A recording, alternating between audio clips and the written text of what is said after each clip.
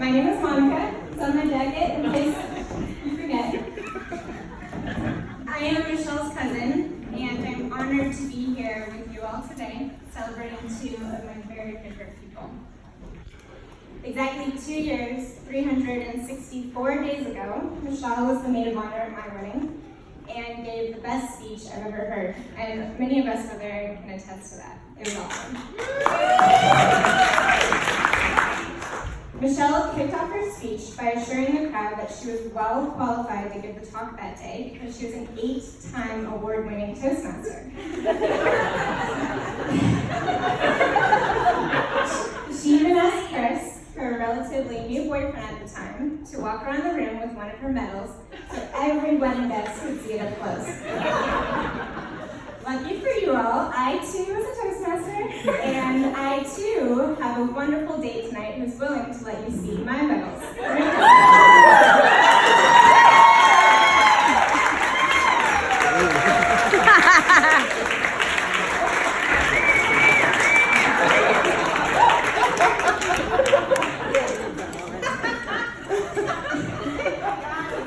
Michelle has been my best friend her whole life. I already had 2 sisters and didn't need another, but a cousin was perfect. Unlike younger sister, Michelle never annoyed me, including when she'd copy everything I did, said, or liked. Turns out 2 is better than 1 when it comes to obsessing over Barney, Power Rangers, Britney Spears, or Mary-Kate and Ashley. And in fact, it made me feel pretty cool when I was in the 2nd grade and had to get braces, and Michelle put a paperclip in her mouth to make it look like she had braces. And when I decided to run cross country in high school, despite hating to run, it made it a lot better because Michelle joined me so that we can hate every second of it together.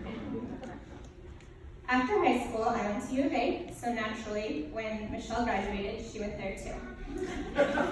Now, I don't really know what happened, but sometime in those years in Tucson, Michelle changed. She knew how to curl her hair, she had the cutest clothes, she picked an interesting major, and she would find the best music you've probably never heard of. And before I knew it, my little cousin was cooler than me. And I found myself wanting to be more like her. Soon, it became a little bit more difficult to figure out who was copying who. For example, I don't remember who decided we should try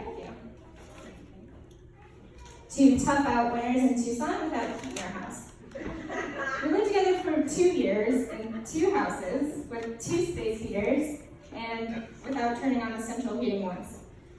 And to this day, we still don't know why we did that.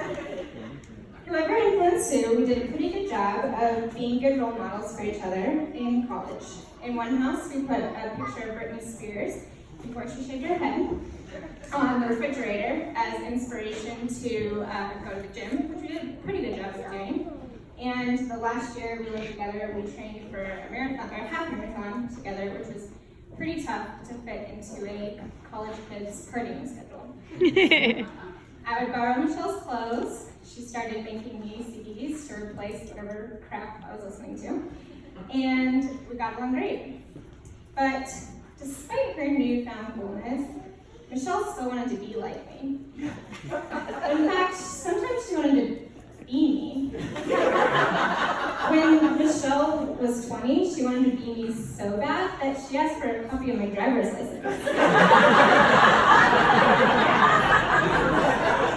I really started to be concerned that she needed to live her own life, but then I decided she probably just wanted to get divorced. Please don't arrest us. When I graduated from U of A, I moved back to Phoenix, started my career as an accountant, and have seen my coolness plummet ever since.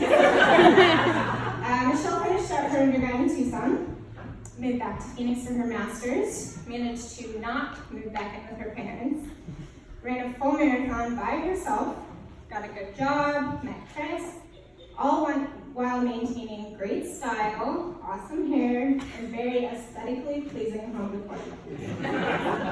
So there's obviously good reason to want to copy Michelle. Look at her.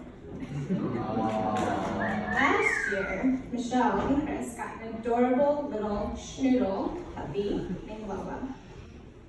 And Rico and I went to go see the pup soon after they got her, and the very next day went and got the same dog from the same litter, her brother actually.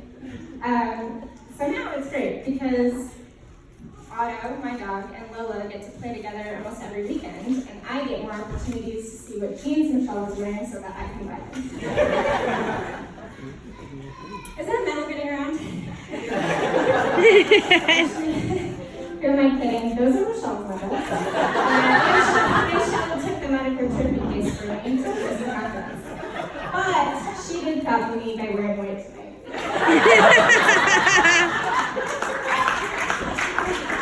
Luckily, Michelle looks beyond just me for inspiration, which was going great until she decided to let Chris influence her hobbies, which included rock climbing. That ended poorly. Not good. One bad fall and a broken ankle later, Michelle managed to even make a boot and scooter look cool. While this debacle ended Michelle's rock climbing career, it fortunately did not end their relationship. Chris showed what a great boyfriend, fiance, and ultimately husband he would be by taking great care of her, and he even built a little basket for her cool scooter. In fact, Chris has become a bit of a softie under the influence of Michelle.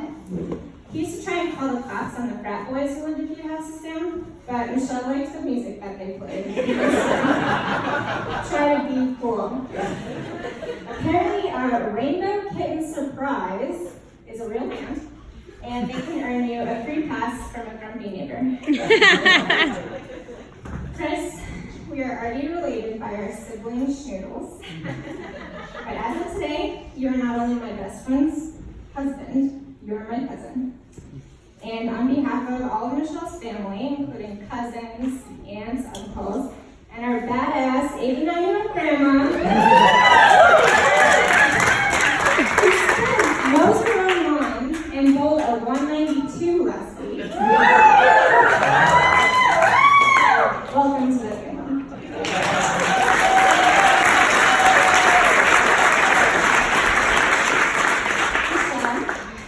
Thank you for asking me to be part of this day. It brings me such joy that you have found somebody worthy of you because you really deserve the best. I hope the two of you think back on this day and this time in our lives with fondest memories because you are surrounded by people who love and support you, and we are excited to see this next chapter of your lives unfold. Now let's raise our glasses. Chris and Michelle.